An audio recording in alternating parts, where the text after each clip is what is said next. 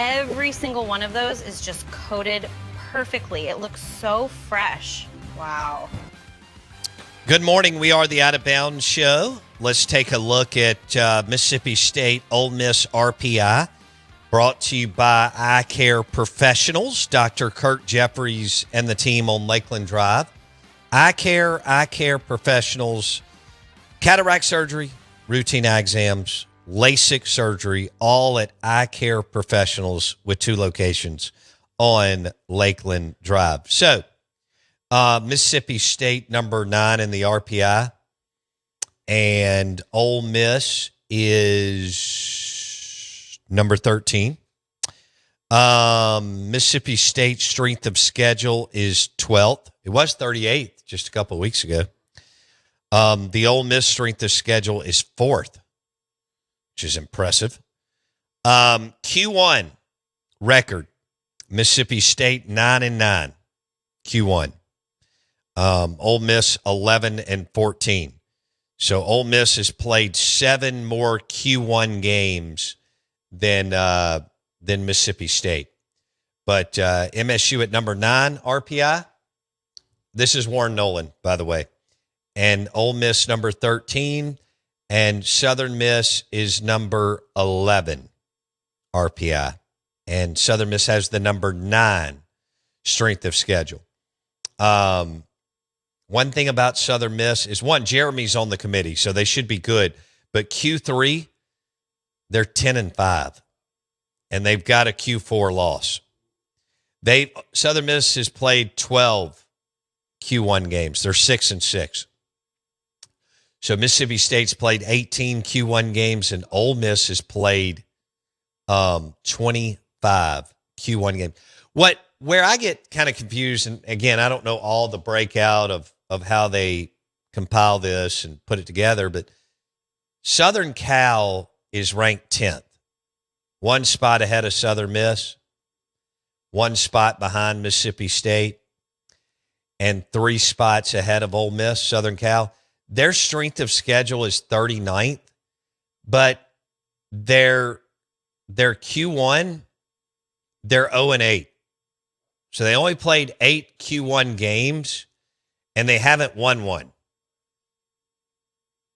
That's confusing to me, but again, maybe y'all have broken it down and blah, blah, blah. So they're, again, 39th strength of schedule for Southern Cal, 0-8 Q1. And they did lose a Q4 game and 2 Q3 games. They're 8-1 in Q2.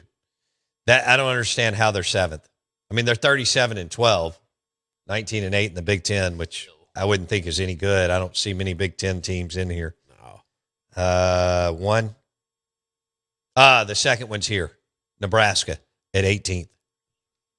Probably need to ask that Walter guy. Nebraska's strength of schedule's 51st. They're what? 51st strength of schedule. Jeez. And they're 18th. Wow. But there's not a lot of Big Ten. Oregon then, 27th. We got Oregon. Jeff Duncan will join us at 8:30 on the Farm Bureau Insurance guest line. I do want to let you know he's a Pro Football Hall of Fame voter, and the class includes one of the most popular players ever in this area, Drew Brees. That's right. I mean, I know people talk, Eli and Archie and Dak and, Rafi and Will and others. Drew Brees, one of the most popular players in this region. Now, in Louisiana, the most popular player ever by a million miles because he's a Lombardi winner. He lived in the playoffs, and he went to 2 other NFC championship games. Mm-hmm. First ballot Hall of Famer, slam dunk, played at the Chargers and the Saints, but he will always be a Fleur-de-Lis, a Saint, a New Orleans guy. And he felt like he was a baby when he joined the Saints. He was. He had that baby face and a little scar on his right cheek. Yes. And I think it was right, maybe been his left. But he had the great smile. Oh, yeah. But he's an assassin.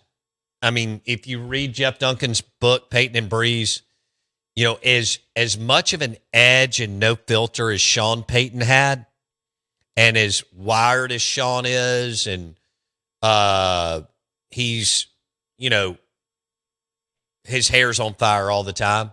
And if you read the book, you see that. It's a great, great book behind the scenes of what goes on in the off season, during the season, all that. But everybody knew that Sean took crazy pills. Drew was just as relentless and ruthless and ambitious and driven. He just let Sean be the fury, But Drew's in, slam dunk, first ballot, Hall of Famer, Canton, Ohio this summer. And Saints fans will come out for that. You'll have a lot of black and gold there. Now, who else is in there? Drew Brees, Larry Fitzgerald, slam dunk, first ballot, right? If he'd have played in New York, Boston with the Patriots, any of these blue blood NFL, Pittsburgh, Philly, Chicago, I know they haven't played offense for the better part of 40 years, but any of the bigger Dallas markets, even San Fran, who knows? But he played in a market that is an afterthought when it comes to pro football, even though they've had a team and it's a beautiful area in Phoenix, Tempe, Glendale, Scottsdale, all that. And he stayed with the same team. But Fitzgerald was incredible. Y'all know he almost won a Super Bowl, but the Steelers drive down the field in what felt like 12 seconds and scored to put the dagger in. I think it was Kurt Warner and Fitz. Yeah. Luke Kuechly, linebacker from the Panthers. Saints fans know all about him. They faced him twice a year. Great player. Adam Vinatieri, great player. Patriots, Colts, great player. And then Roger Craig was one of my favorites growing up. When Jerry Rice went to the 49ers, you paid even more attention to them. Roger Craig, the tailback, the do-it-all. He was kind of more of a modern player way before that was something that we see all the time with guys being able to catch the ball out of the backfield. You also wonder what kind of numbers he could have put up if they didn't have so many weapons. Jerry Rice, John Taylor, Dwight Clark, depending on the times, for the 49ers throughout the 80s. But Roger Craig is in as a senior selection, and he should be. But Drew Brees, Larry Fitzgerald, Luke Kuechly, Adam Vinatieri, Roger Craig. And Brees and Fitzgerald were slam dunks. Kuechly, there was some talk about his short career, but he was really, really good. Vinatieri, he played forever and was awesome. And then Roger Craig is long overdue. He finally got the call, man. And there will be a New Orleans Saints celebration, both either at your house or at your back patio in late July. I can't wait for Drew Brees' speech because Drew will deliver and he'll talk about all the things that you remember, which is Katrina, Sean Payton, the Who Dat Nation getting even stronger and more rabid, and, the Lombardi Trophy and all the runs. There's also a lot of what might have been if Sean doesn't lose his mind and take away a couple years from they said they love each other, but it's that deal where if Sean doesn't lose his mind during the peak time of Brees' career, what happens? Jeff Duncan, NOLA.com, coming up next.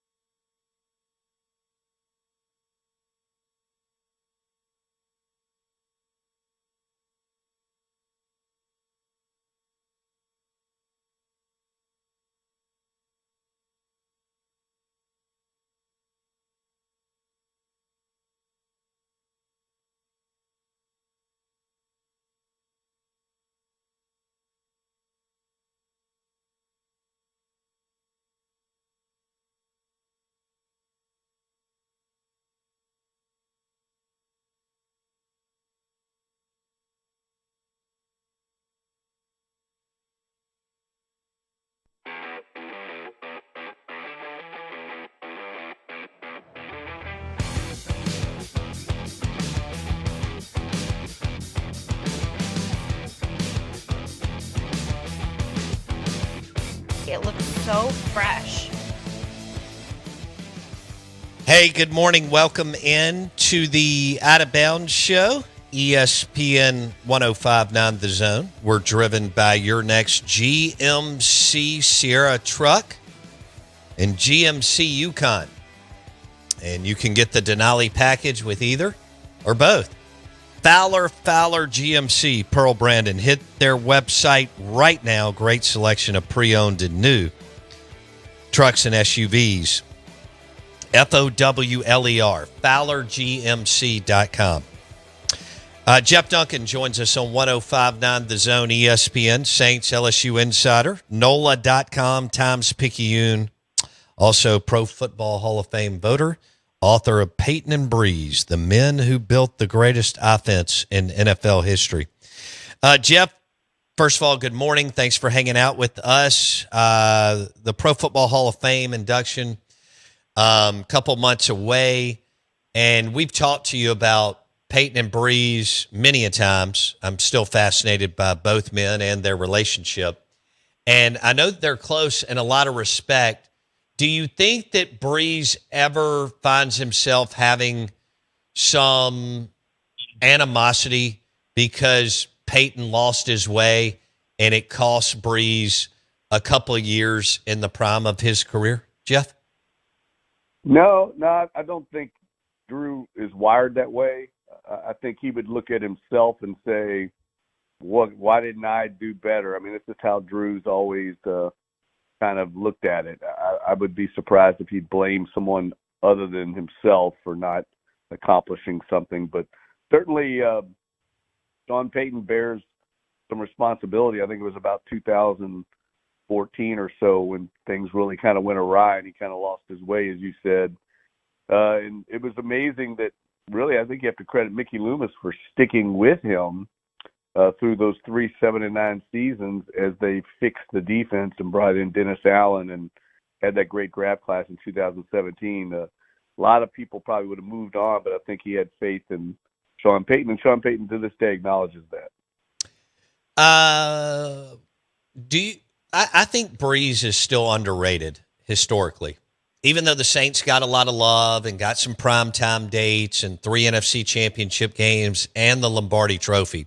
I just still think there's a difference between doing things at that level in New Orleans or even Seattle in some markets compared to some of the blue bloods of New York, Philadelphia, Pittsburgh, Boston, Foxborough. You've been covering the game for 30 years. You think I'm crazy, or do you agree with some of that?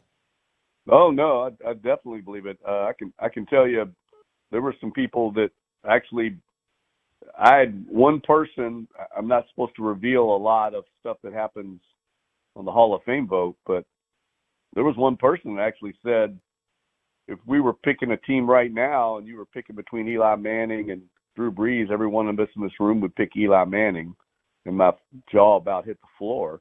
And I have great respect for Eli Manning, but that shows you that some people still do not appreciate his greatness. And I think part of that is because of just the way he went about being excellent, or the dominance he showed was a very nuanced, sophisticated approach. I mean, I compared him, Bo, to Greg Maddux. He beats you by painting the black, not with the overpowering fastball like Nolan Ryan. Everybody appreciates Nolan Ryan. They appreciate Aaron Rodgers flipping the ball 60 yards downfield. It's hard to appreciate the precision on a daily basis or a pass-to-pass basis that Drew Brees had.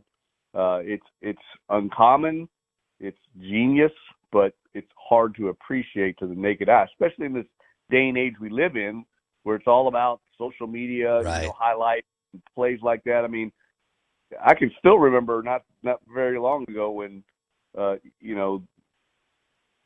people were talking about passes made in a pro day, and it would go viral for weeks on one pass in a pro day a guy made. That's not Drew Brees. It takes something a little more sophisticated to appreciate. Jeff Duncan, that's a good player comp, man. I just watched the Maddox documentary again, and it's so damn good. That's good. Drew Brees and Greg Maddux, yes, all day long. Almost death by 1,000 paper cuts, but But I agree with you in this 10 to 15 second clip of TikTok and social media. They may not have gotten all the love they should get over some of the other players. Okay, so you don't think Breeze looks at it like that? Do you? So you're pretty close to these guys, considering you covered them for so long and wrote the book. Do you think it still is gut wrenching for Drew that they didn't win another? He doesn't blame it on Sean, but it's gut wrenching that they didn't win one more Lombardi Trophy. Jeff. Well, there's no doubt. I mean, I think instead of blaming Sean, I would think if there was any blame, it would just be to the defense inability to close out a game. I mean, I don't know what the stat exactly is, but I know for a fact, I've written it a million times, that he gave them the lead or at least a tie in the final 2 minutes of almost every one of those playoff games they lost. Minneapolis Miracle, they had the lead with 27 seconds left. They took the lead against the 49ers in 2011 inside the final minute. They tied the game against Minnesota that ultimately went into overtime. They had the lead against the Rams in the people forget in the Nolan no call, they actually had the lead. They just needed to close that game out and couldn't stop the Rams from kicking a tying field goal. So, the defense at that time just could not get the stop they needed like they did in the Super Bowl. I mean, just flip it around. I mean, Tracy Porter makes the interception and closes out the game. They couldn't make that play, in the critical moments of those 2017, 18, 19, 20 seasons. They couldn't get off the field. So really, in my opinion, that's why I always say that Drew is the greatest closer I've ever covered. I mean, he delivered almost every time in those situations, but they didn't win the game, so his heroics were kind of lost. Jeff Duncan, Saints Insider, NOLA.com, Times-Picayune, on the Farm Bureau Insurance Guest Line. Drew Brees will go in the Pro Football Hall of Fame this summer in Canton, Ohio. First ballot slam dunk and more than deserved with what he did. So did the Saints waste Brees in his prime? Oh, I don't think so. No, they just couldn't win the game. They won. They couldn't win the big game in the key moment. They couldn't close it out. But they won more games than anybody in football during that period, except the Patriots. They took a franchise that had never won at that level and won at one of the most absurd levels in that era in football. They broke records. They raised the perception. Improved the perception, transformed the image of the organization. And we've seen since they left that the organization's not the same. And I'm not sure it'll ever gain that same profile or relevance in the national consciousness. Even if Tyler Shuck turns out to be a franchise quarterback, it just doesn't have the same Q rating that they had when Drew Brees was there. But I don't look at it as waste. This kind of reminds me a little of the question, they got asked Giannis Antetokounmpo that went viral, where, is that season a failure? It's hard to say it's a waste or a failure just because you don't win a title. I know that's where we're at in America, but to me, the success the Saints had trumps anything by saying it's a lack of championships. Would you have Drew Brees as, even though he's got one Lombardi, and one Lombardi's incredible, as we all know, because Dan Fouts and Dan Marino and Warren Moon, who are all incredible, don't have one, and you have to have so many other things around you to make it all work and happen, as you know. But do you have Drew Brees as a top 10 quarterback of all time?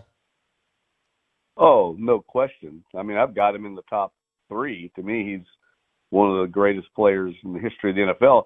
And, it was amazing to me, if you remember, Bo, not too long ago, I can't remember what year it was, 2019, whatever year it was not long ago, the NFL put together a top 100 players list, and they used coaches, former players and coaches and media members to select that list, and Brees was not even in it.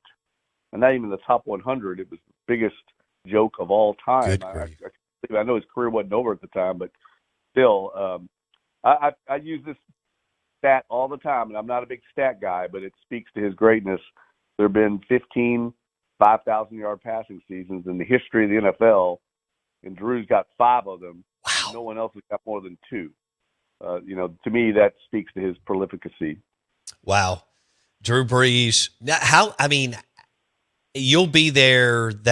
How many pieces will you write in July on the lead up and the weekend after as Brees is inducted into the Hall of Fame this summer, Jeff? I have no idea. We haven't had that meeting yet. I'm scared to know how many it's going to be because we wrote a bunch of them leading up to him getting, inducted at the NFL Honors Banquet at the Super Bowl. And then when he retired, we wrote even more. And I don't think we can write enough on Drew Brees. He's the greatest athlete in the history of New Orleans sports, but probably for Louisiana as well. And no matter what we write on him, people devour it. They want to read about him. And I think that's just a tribute to, his legacy and his pursuit of excellence. I think everybody identified with that. His storyline of bouncing back from the career-threatening shoulder injury. I just filed actually the story for the Hall of Fame yearbook that'll be sold up in Canton. So that's one I know for sure that I had to write leading up to it. Hey, Jeff Duncan, NOLA.com on the Out of Bounds show. When do we know who's going to introduce him? Or has it been announced? I don't think it's been announced. I think Drew selects obviously who it is, and I'm sure he will announce it in his own way, probably through his social media. But I'd be surprised if it's somebody other than Sean Payton, to be honest with you. Okay. I think that's who I think it'll be, but I don't know. Maybe he has somebody from, his high school days or something that launched his career. Mm-hmm. But I would imagine Sean will be right at the top of the list. Okay. You wrote about it. We've talked about it. Sean's fury, and that's what made him brilliant and great too, and his edge and his crazy, and his ability to harness it too when he needed to. How would you describe to our listeners Drew's ability? So I think coaching, like high school coaches and college coaches, can be even more maybe in their face or on players, challenging players. But I know a lot of that happens in the NFL, and you can walk me through it, the different levels of that if you would like. But how would you describe Brees and his ability to handle Sean and his crazy, but also leverage Sean's brilliance throughout their time together? Yeah. Well, Brees liked being coached hard. Throughout his career, he wanted coaches with the same, pursuit, attention to detail, pursuit of excellence. So he fed off that intensity. A lot of players do that play for the Saints when Sean was there. I think once you got to know that Peyton cared about the player, it doesn't work unless you have the relationship as a foundation. I think I even heard Brian Kelly say that because people saw him chewing out Garrett Nussmeier on the sideline, and he talked about that. He said it would not work if Garrett and I did not have a good relationship. You have to build that trust and that respect long before you get to that moment. And I think that was certainly true of Drew and Sean. And everybody understood. I wrote stories about Sunday Sean and game day Sean and standing. That's how Peyton is wired on game days. And what's funny about that a little bit is I remember covering Greg Williams. Greg Williams, if you watched him in practice, he was a wild man in practice, chewing players out, getting them, fired up in practice. On game days, he kept a very even keel, unlike Sean. Sean was the opposite. Sean was more of a teacher in practice, very rarely raised his voice in practice, but on game days, he was a wild man.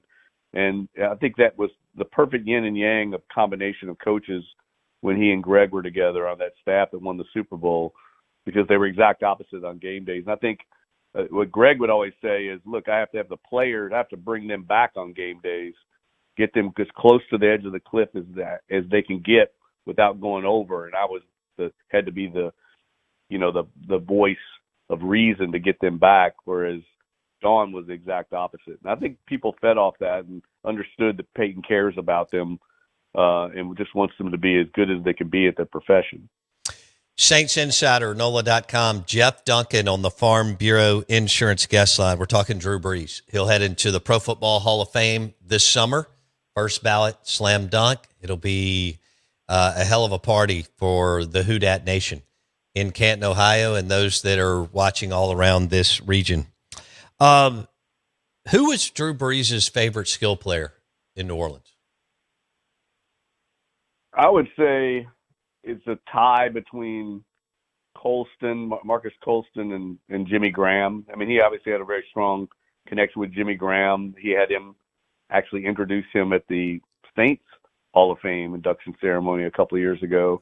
Okay. And I think Colston, because they came in together in 2006, and he had a very similar kind of rags to riches story as a 7th-round pick out of Hofstra that nobody knew who he was, and built himself into certainly a great NFL player, the all-time leading receiver in the franchise.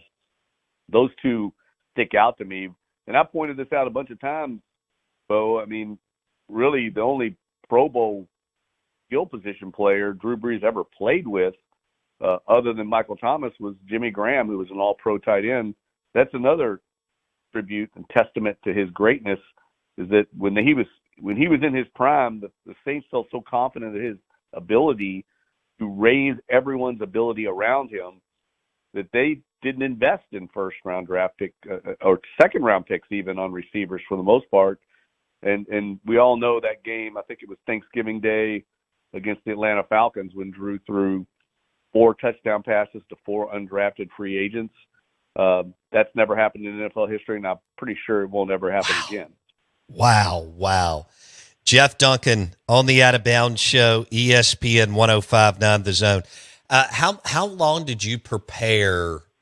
So you had to present Drew Brees to the Pro Football Hall of Fame voters. Is that a good way to frame it up, Jeff? Yeah, I make the presentation for I'm the New Orleans representative, so anybody that spent the majority of their career here, I'm the one that is given the first opportunity to present. How many hours did you prep for that? Oh, it's hard to say. I mean, obviously my whole career I've been prepping for that moment. I mean, in a way, because I did the Peyton and Brees book. But you still have to take it seriously. You have an obligation or responsibility to the player. It's part of their legacy. It means so much to their families. So in the past, some players, their greatness was so obvious. I can still remember a few players, Brett Favre being one, where the presenter just said the name and we all just got on with our business because we knew they were going in. It was like literally a 1-second presentation. But in defense, like as we've gone on, the Hall of Fame has decided, hey, we owe it to the player to present them. I think they like to film it too and use it as part of the Hall of Fame media. So now we do the full presentation. You're only allowed 5 minutes. I did the full 5 minutes on Drew, even though I think everybody in the room knew he was going in right away. When was the last time you talked to Drew Brees? Probably just at the Hall of Fame. I mean, at the NFL honors the night he got in. Okay. And where was that? At the Super Bowl? Yeah, I was out in San Francisco right after after he was after he was announced as a member of the class of 2026, and he was overwhelmed. Even though I'm sure he felt confident he was going in. Now I did talk to him before. I always like to talk to the player I'm representing or presenting the candidate beforehand and send them my presentation. I want them to feel a part of the process. I don't know if the other Hall of Fame selection committee members do that, but I feel it's a team effort. We want to accomplish this together, if you will. Certainly the players accomplishing it on the basis of their career, but I want them involved and engaged. And he called me that morning. We talked through it the morning of the presentation. Didn't really have any big changes or anything, but he was all in, as he always is. And I'm sure you're planning to try to get some one-on-one with him before it or like during the weekend. How does that look? Or how do you think that may look, Jeff? Yeah, I mean, he's so busy in his personal life with his own business ventures and things he's doing. But I'm sure at some point here in the next, once I figure out what we're all going to be responsible for doing, I'll try and get with him out in California and get out there and spend some time with him. There's only so much that hasn't been written about him. That's the thing. We've written so much as a journalist, as a writer. It's sometimes the challenge is trying to find a new way to present information that you've been presenting your whole career. I mean, not just us at the Times-Picayune and in New Orleans, but I mean, Drew's a high-profile star athlete who's been covered at a high level throughout his career. So his story's been well documented. Finding something new will be a challenge. What do you think he wants to do? Do you think he wants to call games on a regular basis? Yeah, I think he wants to stay involved. I could see him one day potentially, maybe after his kids are getting older now. Once they get out of the house, maybe on to college, I could see him wanting to be involved sort of like Tom Brady is with the Raiders at that level of the NFL, almost at ownership management level. I don't see him ever getting into coaching. I don't think that's what he wants to do. But I think that's going to be a ways off. I think he wants to be a dad right now and invest in his kids before they leave while he's got that time. Sure. All right. I just want you to know that was awesome. And we may have to do that. We may have to do this a couple more times, even before you go up to Canton. I just think this is going to be incredible. The celebration of Breeze throughout the summer, but definitely in late July in Canton, Ohio. I'm fascinated with him, but then after you wrote the book and everything else, and after someone leaves and you realize they were great along the way, but then you realize how really, great and incredible they were. You were fortunate too to be able to cover him. I'm sure you realize that, right? Oh yeah, and I was going back reading through Peyton and Breeze when I was writing this Hall of Fame yearbook story, just to kind of refresh my memory, and found myself, it was my own work, but I still found myself being engrossed and impressed with just his great, pursuit of excellence and attention to detail, everything that made him Drew Brees. I think you're right. So we realize how special it was and how special he was the further we get away from his tenure here. Wow. Jeff Duncan, NOLA.com, wrote the book, Peyton and Breeze. He joined us on the Out of Bounds show. We'll do this again. He'll be there throughout the week and weekend as Drew is celebrated and goes into the Pro Football Hall of Fame. Jeff Duncan, thank you, my friend. Appreciate you. Appreciate you too, bud. Take care, Bo. NOLA.com, Times-Picayune, Saints, LSU Insider. I was going to get into some Jordan Tyson, but we can do that maybe next week or the next. I had to go all in on Drew Brees. We are the Out of Bounds Show. We're brought to you by Superior Foundation. For all your foundation repairs, French drains, driveways, Superior Foundation.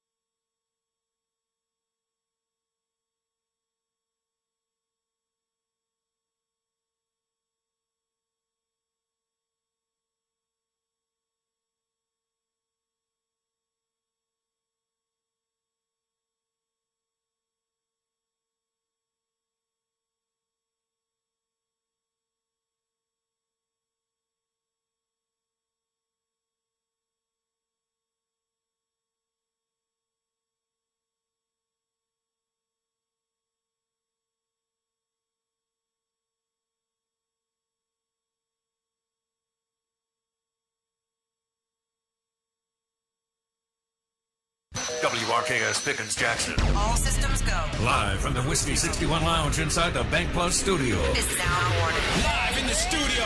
It's the Out of Bounds Show with Low Bounds. Streaming live worldwide on the Out of Bounds radio app. And on your radio at ESPN 105.9. All set? Let's go. The Zone.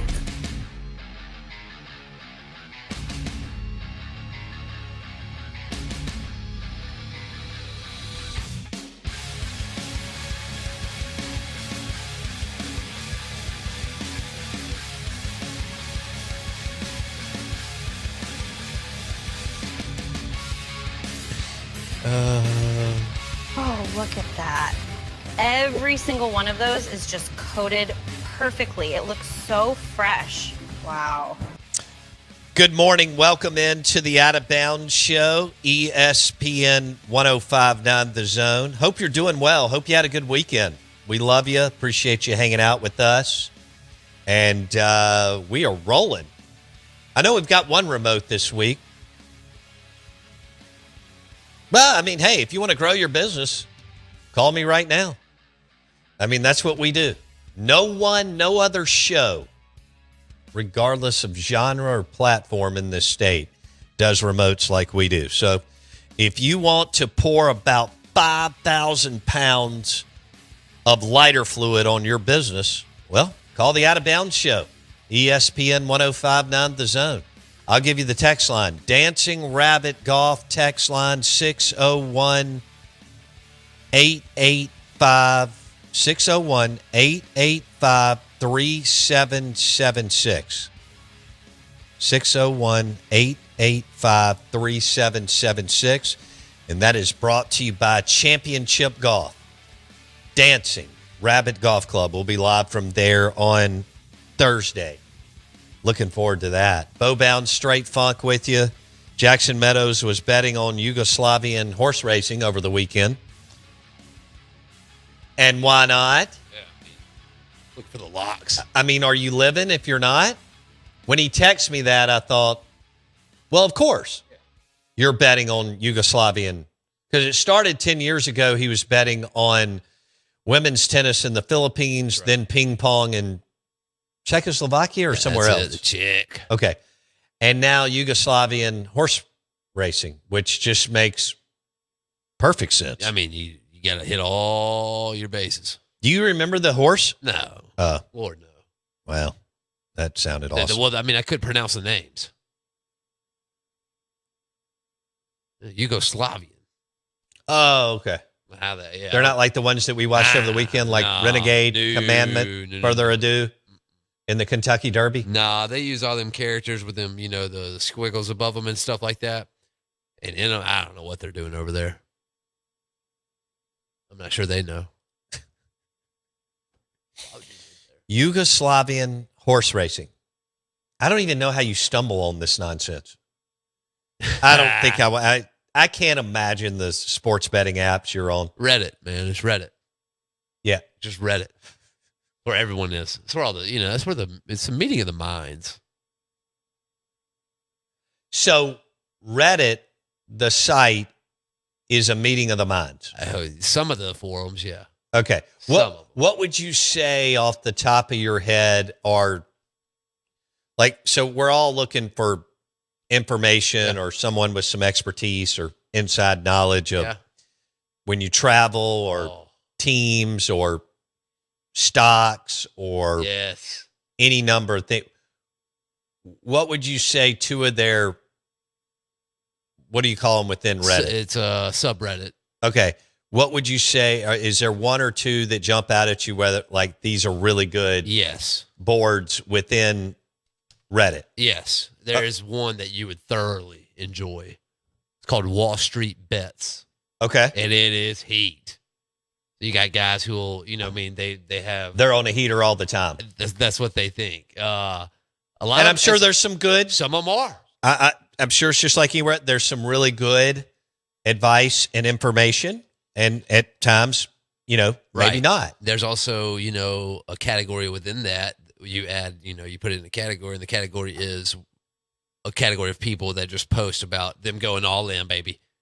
they're going all in on one stock or they're going all in on I get this, it. and then we're just everybody watches. So it's like a little community that sits together and watches. Like 2 years ago, AI.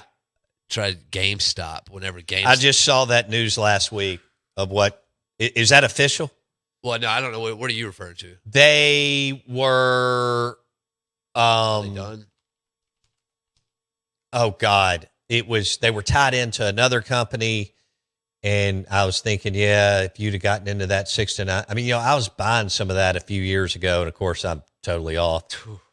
The GameStop. It was a saga But of all sagas. no doubt, in Wall Street, no doubt. it was crazy. I like to buy high and sell low. Yeah, that's the way to do it, baby. The GameStop thing was pretty cool, and it was a lot of it rallied around Wall Street bets. There's one guy on there who just crushes everything. Is he an animal? He's an animal. Okay. Can you think of another board on Reddit that you like?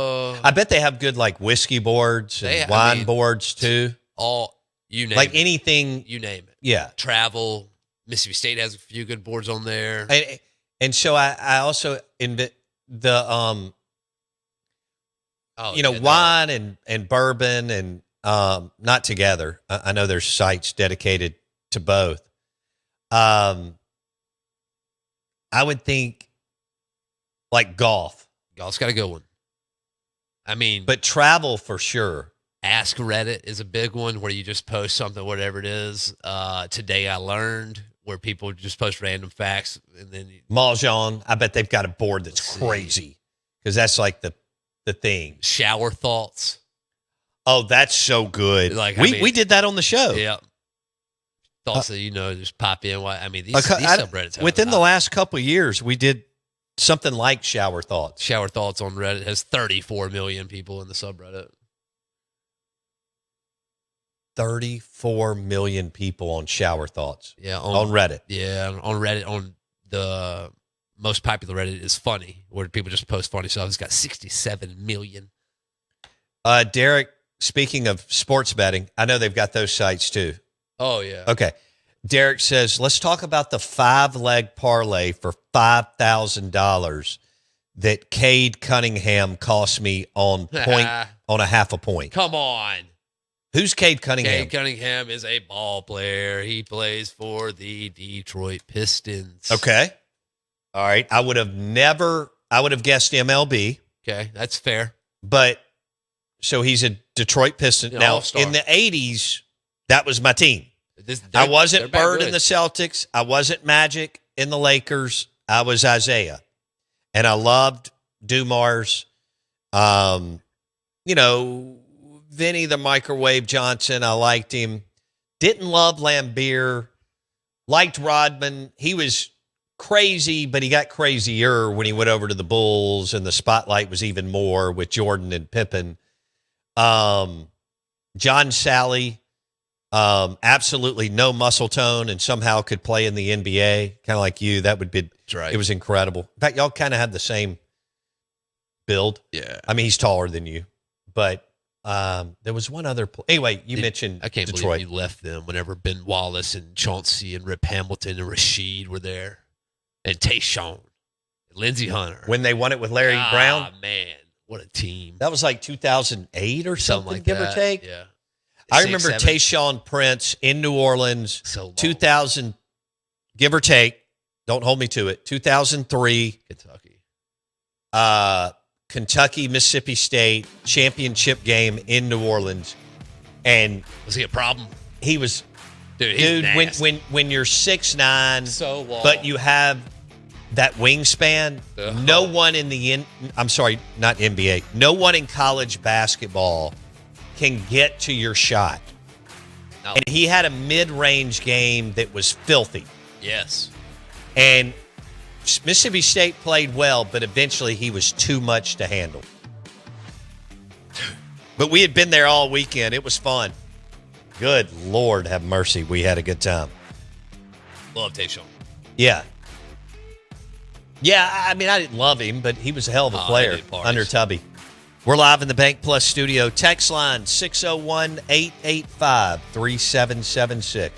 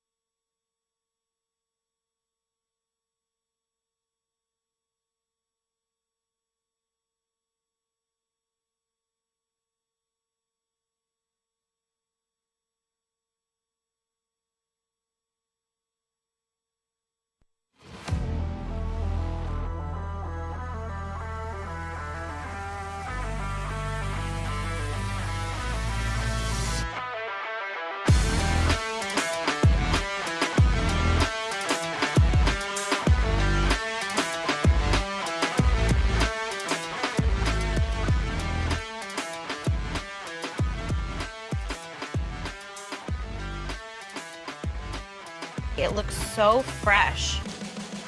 Good morning. Welcome into the Out of Bounds show. Locke Ward, the realtor, has a beautiful listing in Reunion right now. It will not last long. It's a lifestyle play, as we talked about on Friday.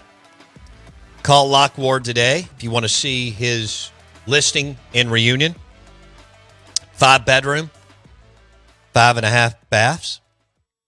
And Locke Ward, his number, 601-906-5577.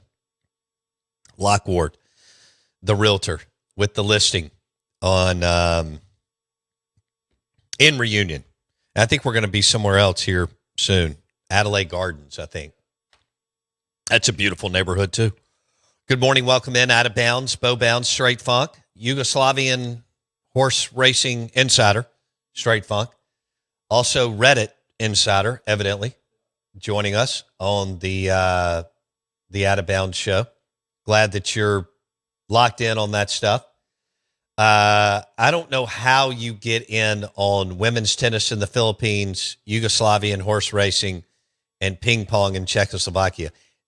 You have to be one of the only people ever to do that. You probably disagree, and you're like, you don't understand. There's a world of people getting after it. Man, getting after it. Yeah. Like after it. I'm a minnow. Just a minnow. You're a minnow. There's sharks out there. Mm. Money doesn't sleep.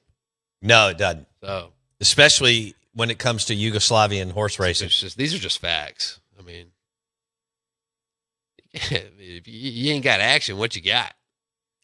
I have a couple of friends that have that quote too, and I love it. It's a great one. I mean, if you don't have action going at all times, what do you have? I'm here to win. Yeah. How am I going to win if I'm not in? Oh, look at that. Adams is on the text line. He loves this. Oh, look at that.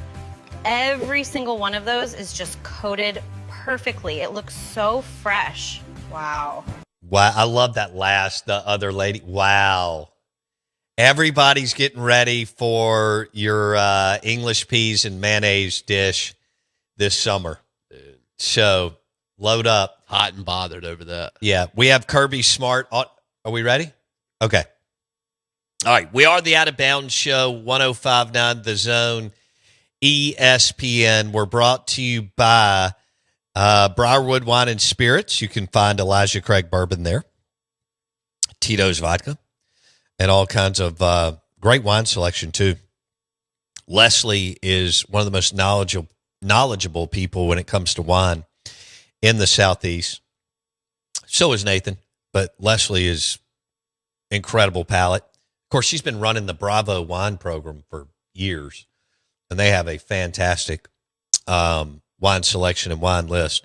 Briarwood Wine and Spirits, 4949 Old Canton Road. Kirby Smart, there's a show called The Round Table, and they were doing a golf tournament last week in Birmingham, I'm assuming.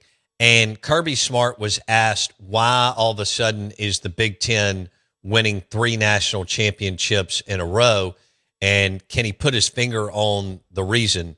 This was the debate. Y'all will be able to pick up Kirby's voice and the two hosts. Here we go.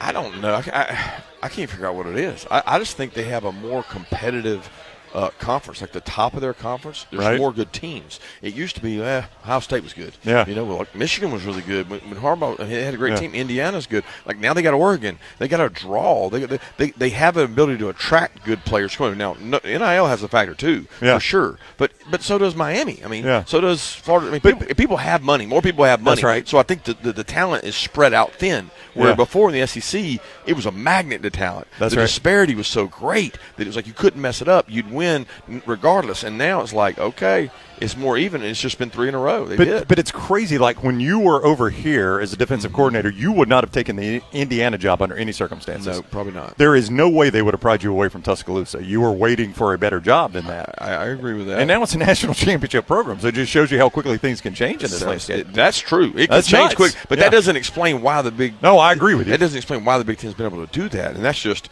I have so much respect for them. I'm like, are they better coaches than us? Are they? And that's what all our coaches say. They're like, I think Joel Klatt says that. Yeah, right. I mean, people have said that. I don't think that's the case because I don't think they're taking less talent in theory and doing more with it.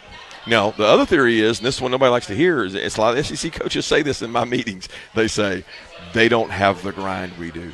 There's no way. They play 3 of their 9 games are hard. Their bottom 4 games are not our bottom 4 games. I'm going to play at Starkville and Vanderbilt's in my bottom 4, and I'm holding on to my butt to be able to play at noon on Saturday at Starkville and playing a good team who beat Arizona State, who goes and plays these other teams. So there is a theory that we're beating each other up, and it's like the intensity, and it wears you down. Yeah. I mean, Texas and Tennessee went to overtime in Starkville this year. Texas is a pretty good team, and they both went to overtime. I was about to say Texas played Tennessee in Starkville. No, I'm following you. Yeah. So how that would have been a fun game? From when you were. That's my point. No, I see it. They're not That's getting right. that, and that's I'm not going to say who says it all the time, but he's one of the SEC coaches, and I don't want to use it as a cop out, but it's like, dude, they're not even having to do their best plays. They're not even stressed during the week, and I'm like, well, I'm stressed no matter who I play. That's right. That's just how I'm wired. But their players get a mental relief, and then it's like, boom, they get to go to the playoffs and crank it up. All right. Wow. He's right. Mm-hmm. Okay. And some Big Ten people will listen to that and immediately not get it. Mm-hmm. And who cares, right? And some will listen to that and go, okay, he's right.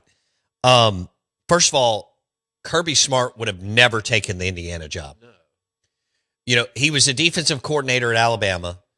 They were winning titles or in the mix every single year. And as he said, the disparity in talent was so great back then, and his first chunk of years at Georgia, where he and Saban could just load the boat and have all the depth and lose players over the course of a season and still be good. Today, not the case. Going forward, not going to be the case. I did think that was great. You're at Bama as the DC, Kirby. You would have never taken the Indiana job, and yet they're national champs. In an extended playoff, they're national champs. Brutal run compared to years ago, right? No doubt. And Cignetti did it as a number 38 recruiter mixed in with some supplemental portal talent and found the magic and the elixir and went undefeated. But I love how they said, hey, y'all could cheat. Yeah. I mean, they basically said, Kirby did really good job Yes. dancing around that He danced. because the roundtable host, whoever that was, said, Yeah. hey, look, Auburn and Bama could compete, and that you just, for the most part, you threw the gloves down and kept it in this area. Georgia, Florida could compete, throw the gloves off, that deal. LSU and whoever, A&M. But now Ohio State can come down and get Caleb Downs and just throw a ton of cash at him and he goes. And he's right also about the bottom teams have more talent and more physicality than the Big Ten. That's Jim Dunaway, Ryan Brown, Lance Taylor of the next round. Yeah. I don't know if I like that guy. You don't? I don't like him. Oh, okay. Interesting. Hey, we are the Out of Bounds Show, brought to you by Independent Roofing Systems. Number one in the commercial and industrial roofing space. Done right the first time. Roofing.ms. Roofing.ms.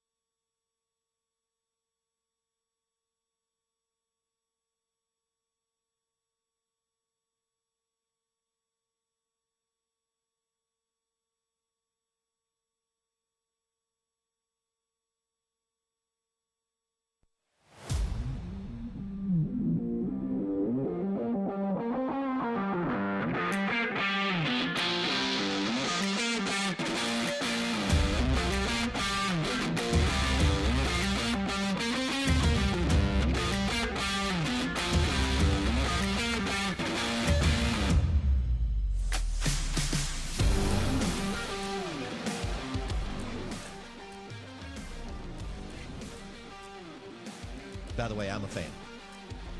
Out of bounds, ESPN 105.9 The Zone. Mudbugs will open back up on Wednesday. They'll also cater your company party or graduation party, or you're feeding a team, high school, whatever, college. Mudbugs on right there at the Reservoir, Old Fannin Road, downtown Brandon. Best crawfish, shrimp, crab legs. I stopped by there yesterday, and it was so good. Ran into a bartender from Kate who listens to the show. That was cool. But Mudbugs for the win. Amazing crawfish. They'll cater your graduation party, cater your spring party. Maybe you're feeding a team at the end of the year or teams. Mudbugs back open on Wednesday. But if you need to go ahead and call and start the process on a catering order, they've done 700-800 pounds, all kinds of different parties and get reunions and big birthday celebrations. Mudbugs will cater with crawfish and shrimp and crab legs. Bowbounds Straight Funk with you on a Monday. We're not but a couple of weeks away from the SEC baseball tournament. I'd love to see you there. I just don't want to. Now, you would love going to an MLB game. Yeah, it's different. You're all into it because of your fantasy baseball team. How's Connor Griffin doing? All right.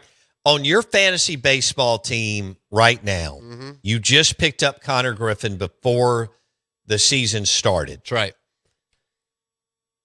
Yeah, he's a keeper. How's he doing? He is in my starting rotation. Okay. Yeah, he steals bases. It's huge. Yeah? Because we play categories. So, like, if I have more stolen bases than he does, I win that category. Okay. Whoever wins the most categories wins the matchup. Okay. He does. I told you, look, 6-tool ball player. 7 tool. 7. How many tools there are? You just going to keep adding? I mean, that's what they do out there on the, at the travel ball tournaments. The kids are 10 tools out there. I don't even know what tools they got. I don't know where they get all that stuff from, but I like it. You do? I love it. He actually is. I mean, I know what a 5-tool player is. I don't know what a 6-tool player is. They just add categories in there. He's a big-time talent. He's incredible. Oh, I mean, he's a big boy for 20. Pittsburgh Pirates, Connor Griffin. They're killing it. Told you. Playoff team this year. Oh, you think so? Man. They got the pieces. They got the pitching. That was the thing. They got the pitching. They really could be. Yeah, absolutely. Okay. Swept the Reds over the weekend. Did they? That's a bit. Hey. In division. Oh, you'll take that all day long. All day.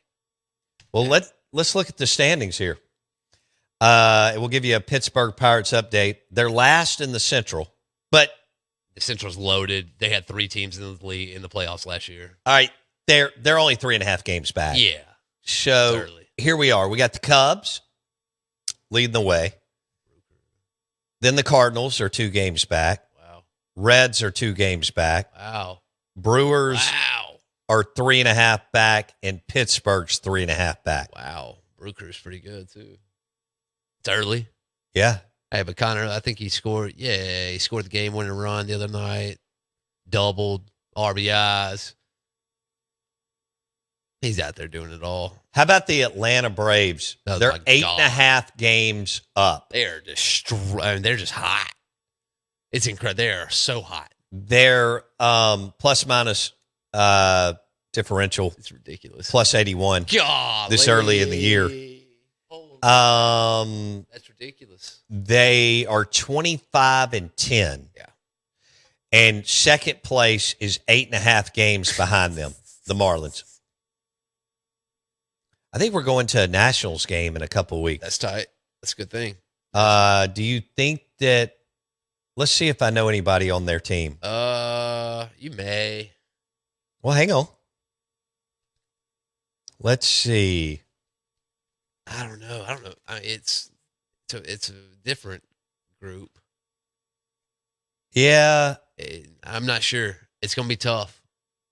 I don't think I know anybody on the team. I mean, I'm looking at the roster. You may know who Dylan Cruz is. Okay.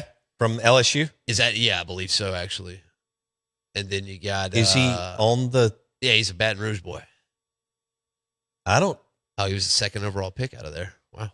I don't see him on the roster. Dylan Cruz for the Nats. Yeah. He's on there. Okay. Maybe this isn't updated.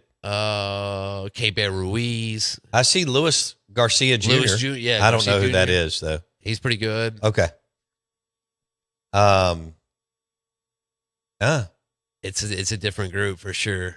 Cade Cavalli. I don't know any of those guys. Where's that guy from? All right, that's your Washington Nationals update. We'll go back to the Pirates. They won 3 in a row over the weekend over the Reds.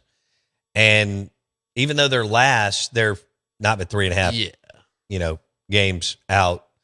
The Cubs and the Braves are rolling this year. Damn, the Cubs are on a 5-game winning streak, and the Braves are on a 3-game winning streak. Mm-hmm. You see where Vitello is? Dead last. Dead last, Tony V. 13-21. Eesh. He's 8 games back in the NL West. Tony Vitello, former Tennessee Vols head coach and national championship coach 2 years ago. Yeah. They've lost 6 in a row. 6 in a row. So before that, they were kind of right in the it was okay. mix. But they have gone on a 0-6 road trip. Damn. It's a tough one. They got walked off multiple times in that stretch.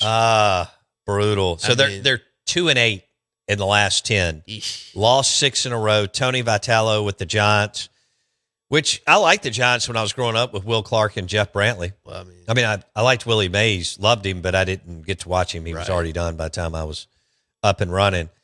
Tony Vitello, 8 back and a 6-game losing streak. He couldn't lose his job in year 1, could he? Or could he? I mean, Alex Cora, who is a Red Sox, just got fired. Canned. That's it. He could. If he bottoms, they don't want. San Francisco's supposed to be in the playoffs again this year. You sure? Oh, yeah. I don't know. Definitely. You know more than I do. They were definitely supposed to be in the playoffs again. Okay. They were supposed to win the division? I don't know over the Dodgers? I don't think win the division. No. Grab a wild card? Yeah. It should have been them Padres. Because Dodgers. Man, I really I have a soft spot for the Padres. I love them. First of all, I love Tony Gwynn. They're fun. Now, I wasn't happy when they beat the Cubs in, I don't remember what it was, 83 or 84. That was best 2 of 3. Not cool with Lee Smith and Sutcliffe and that whole group. But there's something about the Padres and Tony Gwynn and Gary Templeton, a couple other dudes that went through there. Well, hell, Steve Garvey, even though he's known as a Dodger, Gary was a Padre. What? Templeton. That's Larry's brother. It's not. Okay. It's Gary Templeton and Larry Templeton, the former athletic director at Mississippi State, are not related. No. All right. They may be buddies. They might be, but they're not related. Okay. Yeah. Just want to make sure. But I have a soft spot for the San Diego Padres. And they're fun. They're such well. fun Their team, uniforms man. are cool now. They're dope. They've added that blue the last whatever it is, 20 years. It's heat. They were brown, yellow, and white. Right. And some of it you could pull off. Some of it was so bad that you liked it. The brown jerseys with the yellow writing. Yeah. Oh, loved it. The bubble and the big bubble Padres. Beautiful jerseys. And I kind of feel for them that they lost the Chargers because I grew up a Chargers fan because of Dan Fouts and Eric Coryell and Kellen Winslow Sr. So, they're a fun team to watch, man. Yeah. But I can get into some MLB live. I can watch it a little bit when I'm on the road, if I'm at a bar having a steak, Philip M's or something, and it's something, I can watch it for a while. One of the best spectating sports but ever. If you're there with a cold beer and some peanuts or some nachos, I'm in. It's the whole ballpark vibe. No doubt. And I haven't been to the Nationals ballpark, so I think that would be. I just went to the Rangers ballpark. They weren't playing, but I went in late February. The ballparks are incredible. Early now. March, I'm not sure. They're nuts. Yeah. How nice they are. Yeah. I mean, May have to get up to Camden. Camden rules. You know, it's old now, but I don't even know. I wonder if they've gone through a refurbished renovation since 1992. Ain't much to renovate out there. They got it nice and got it off the jump. And that was a Mississippi State woman, wasn't it? Yes. Jane Smith? Did I pull that? No way. Yeah. Is that it? I think it's Janet. Janet It's Smith? Janet or Jane. One of them. She's brilliant. Brilliant. She did the Orioles, the Braves, the Dodgers, and some other stuff. Yeah. Oh, she's incredible. She redid Fenway, the renovations at Fenway. She rules. What a way to specialize as an architect. Brilliant. Hey, I'm going to go to Mississippi State, get my architecture degree, eventually end up doing some of the coolest design work, creativity, vision on some of the coolest ballparks in the country. Whoa. Janet Marie Smith out of Jackson. Graduated I think she went to Callaway High. Okay. Because she got inducted into the Mississippi Sports Hall of Fame within the last decade or so. That's a fact. Janet Marie Smith. Man, she killed it. I mean, she did, Oriole Park at Camden. That was her big, coming out party, I guess. Sure. Then the Fenway, Wrigley updates, obviously Dodger updates, Atlanta updates. One of the 30 most powerful women in sports. Yeah. By far and away. Yeah, she rules. This is gosh. She's a decent resume, I guess. Hey, you're hired by the Orioles, Red Sox, Braves, and Dodgers. God bless. Yeah. That's and then crushed all of them. Did really well with every single one of them. They're all beautiful. And she is one. What a resume. Yeah, right? Camden, Fenway, Braves New Park, Dodger stuff with when Magic and them they brought her in. Boston sent her to Worcester to do their single or double A. Single A. Did they renovate Chavez Ravine? Is that what happened? They renovated. Or did the Dodgers build a new one? New. I thought they went new. Hold on. Janet Marie Smith from Jackson, Mississippi to Mississippi State University to Camden, Fenway, Braves, Dodgers. Incredible. That's stout. Yeah, that's heater. We are the Out of Bounds Show. We're excited to welcome in Flora Butcher Shop. Yeah. Flora Butcher Shop. If you want steakhouse quality at your house this week, this is the move at Flora Butcher Shop. Premium Angus, legit Wagyu, fresh seafood. This is where Mississippi goes to eat like a 5-star restaurant without leaving the house. Flora Butcher. Game night just leveled up. Whether you're watching Auburn and Mississippi State or Ole Miss and A&M, or like Jackson said, Connor Griffin and Jake Mangum with the Pittsburgh Pirates, game night just leveled up. Whether it's ribeyes on the grill or fresh salmon, Flora Butcher Shop turns your SEC night or MLB night into a big-time food experience at Flora Butcher. Also, Rain Cellars. Pair it like a pro. Walk next door, grab a Wagyu cut, then step into Rain Cellars and match it with a bold Cabernet or a smooth, small batch bourbon. That's a next-level night. They're right beside each other. Flora Butcher, Rain Cellars. This is 105.9 The Zone ESPN, and Anne-Marie is super, super knowledgeable in wine and so on. We're excited to welcome in Flora Butcher Shop and Rain Cellars right beside. And what has happened out in Flora, Pocahontas, all that area is super cool. It's a beautiful part of the state, beautiful homes, beautiful acreage. And now we've got all kinds of fun spots popping up. And Flora Butcher is fantastic. And Rain's Cellars in Flora is also a go-to. What do you got? You know, I'm glad you're wearing that Tito's hat. Yeah, I love it. it. It's a sharp hat. It's a good hat. It's a good hat. Yeah. Just a very quality hat. Feels good. I like the logo on there, the blue. Yeah, the blue sharp with the patch. Looks real good. Here's to a Tito's espresso martini at Taste Italian Kitchen late this afternoon. And it goes well with my Whiskey 61 hoodie. Yeah, I like that. I like you wear it all the time. That's good. I love it. It was a little cool this morning. Yeah, it was chilly this morning. I was batching it last night. So I cooked a ribeye. Nice. In the cast iron. I had a piece of homemade clean bread that Wendy made from Jermaine's recipe. Nice. And then I peeled a few shrimp from mud bugs. Now that's a good meal. I mean, that's living pretty well. Few slices of ribeye, some shrimp from mud bugs, and some homemade bread. Like you've done that before. It's really my go-to. Oh, and I cut up some of the mushrooms from mud bugs too. Nice. So I had a nice plate. Yeah. I gave Rex, he's 19. Right. Not sure how much longer he's going to be here, but he's an animal. Literally. I gave Rex a couple of bites of steak. Nice. He deserves it. Absolutely. Always. I mean, so now he didn't think getting up as early as we did. He's not used to going out till after 8. And me either. I gave him as much. So I was late here, but I gave him as much time as I could. Right. Because you got to take him out twice. Okay. I don't know what. Anyway. But we had a cool night. Pretty chill. But speaking of this morning, I mentioned it was cool. When I took him out, I just went ahead and did some grounding. There you go.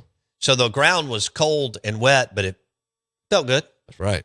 So I did about 5 minutes multitasking, grounding, and let him, roam around the yard and smell the grass and stuff like that. So it was good. Like that. Yeah. Wendy's coming back today. Thank God. Because I love him to pieces, but he's high maintenance. Nice. He follows me everywhere. Man, he won't lay down in his bed. He's trying to hang. And I Wendy says I move around too much. So by the time he can figure out where I am in the back of the house, right, he gets back there and I'm coming back up to the front. Yeah. And I think he's like, the hell are we doing? My man just knows you got some steak and that's where he's going. Yeah. Well, I give him, Wendy buys those little bitty treats and you even break them up. They're soft. And I give him 15 a day. There you go. But they're tiny. Yeah. They look like they're the size the training of bites. They're the training treats. Skittle. Yeah. Training you know what I'm saying? Yeah. But that was my big night. I drove home from Starkville after Zach Bryan, who was really good. I didn't know anything about him, but I like country music. Not all of it, but I like a lot of it. Sure. He was entertaining. He's really young. Somebody was trying to tell me how he broke. Like he had a song on YouTube and it got some play. This is what they told me. And then one thing led to another. He looks like he's 30 and that may be about what he is, but he packed the big house in Ann Arbor and packed Tiger Stadium at LSU. And there was an unbelievable crowd. Now the weather was great. The rain had gotten out that morning. It felt awesome. People were not burning up and they weren't cold. It was like that perfect spring weather. And a lot of the young people were down on the field around the stage and he was good. Controversial figure. Yeah, I know about that. And I'm not worried about it. He was fun, entertaining. I think if he lets his guard down a little bit more, this was my read. He's obviously a good singer and songwriter, which after you've got that, you're good. Right. And he's already made it. He's already swimming at yeah. You look at his dates and how many people he's bringing in. He's good. No doubt. But, and look, he did a great job with, someone told, Starkville and Mississippi State, ringing the cowbell and having fun with that and all that. And they were given tons of, he's got a massive band. Yes. That, they musically, they are big time. Yeah. I don't know how many instruments are in the band, but it's impressive. And that lady that does the violin, she is on, and she gets featured a lot on the big screen. She's unbelievable. I mean, and she's got a good vibe. She's attractive. It's obvious she's talented. You know, people, I don't know, she's a magnet, so to speak. But I think if he gets to the point, Garth is 1 in a million, the way that he could talk to a crowd. Right. And I still remember that watching him live. But if Zach Brown gets a little more conversational with the audience, it's even better. Not that he's not hurting, because he's rolling. Yeah. And he doesn't have to do it. But it's almost like you can tell fame is still new to him, in my opinion, reading him. Yeah. Just because we're not Zach Brown, but we do 220 live shows every year, and we've done over 6,000. And so I like to look at people through that lens, and he engaged a little bit, got a great smile, good presence, his band, fun. I love how they spread all the bands out. There were 4 different stages within one so that he could play to each side, which is smart. Yes. The kids got unlimited potential. Yeah. But I also was trying to do the math. I was like, damn, even though I know they're making a ton of money, and I saw the lines at the merch tent, I know that's where you really make good money. I was like, that is a lot of people to pay. Like, some people only have 4 people in a band. Right. This guy has a bunch. I don't know. Maybe I should have counted, but 18? Clay says, I worked the merch booth at the concert. It was great. I bet y'all are having fun. It looked like great. You know, today merch is so cool. And if you go at it the right way with the right mindset, no doubt. But I was just glad the weather was great. So many people were celebrating down on the field and dancing and having fun. And, I've said it for the last 15 years on social media. Live music is good for the soul. Hope you enjoyed the show today. Jeff Duncan went 24 minutes on Drew Brees. And Drew's going into the Hall of Fame. We got a quick flip this week. Ole Miss hosting A&M.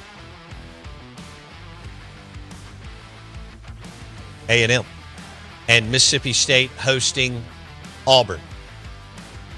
Here we go down the stretch. Just a few wins for Mississippi State, and they host. Ole Miss got a little more work to do.